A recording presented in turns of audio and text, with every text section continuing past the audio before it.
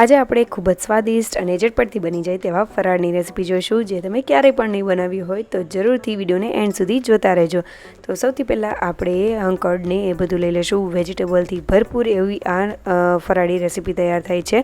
તો સૌથી પહેલાં મેં અહીંયા દૂધી લીધેલી છે અને આજે કોઈ પણ જાતનું તળિયા વગર કે બટાકાના ઉપયોગ વગર આપણે આ રેસીપી બનાવવાના છીએ। તો દૂધીને છીલીને ખમણીને તેમાં મીઠું એડ કરીને સાઈડમાં રાખી દઈશું। હવે મેં ટમેટાં, કેપ્સિકમ અને કાકડી લીધેલા છે। તમે તમારા મનપસંદના વેજીટેબલ લઈ શકો છો, અથવા તો જે ન ખાતા હોય તો સ્કીપ પણ કરી શકો। તેને બારીક ચોપ કરી લેશું। હવે દૂધીમાંથી પાણી છૂટી પડી ગયું છે તો તેમાં આપણે રાજગરાનો લોટ એડ કરી દેશું। જેટલો સમય એ રીતે એડ કરવાનો છે, દૂધીનું પાણી છૂટું પડ્યું એટલે મેં એમાં જ થોડું એડ કરી દીધેલો છે। મિક્સ કરી લેશું।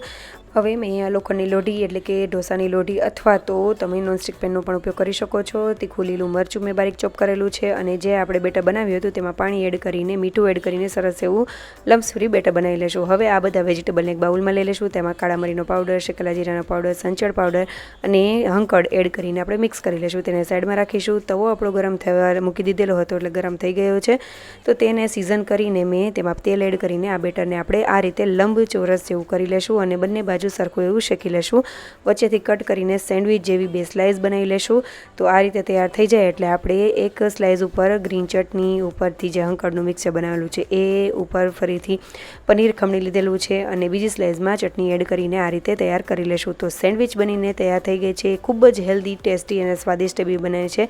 જરૂરથી રેસીપી ટ્રાય કરજો અને જો રેસીપી સારી લાગે તો લાઇક, શેર અને સબસ્ક્રાઈબ કરજો। કમેન્ટ કરવાનું ભૂલતા નહીં। ફોલો જરૂરથી કરી લેજો। Thank you for watching.